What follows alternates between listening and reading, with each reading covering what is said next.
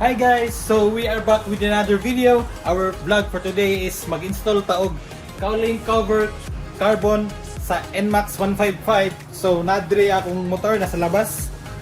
So nagbulat sa kuha para itaod ang ato ang cowling carbon cover. So tara guys, unbox na nato ning cowling carbon tapos i-install na to sa atong motor. Let's go!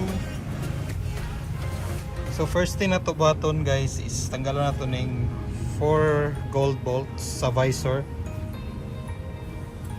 Gamitan na to og all-in-one nga Allen wrench.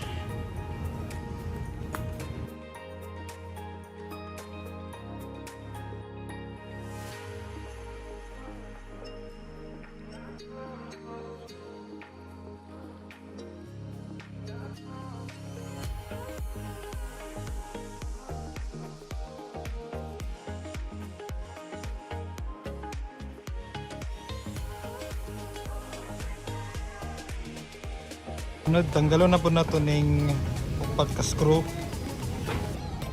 dire kani tanggalon na to ning para matanggal ni siya tanggal ng bracket.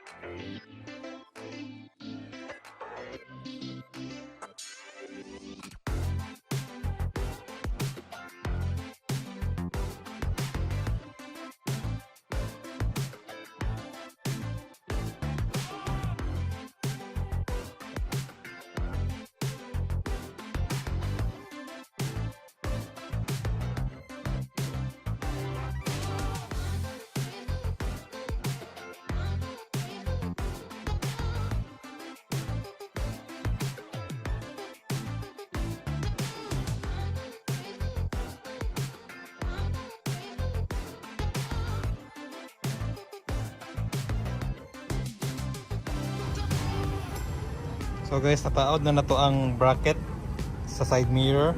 So muna yung purma.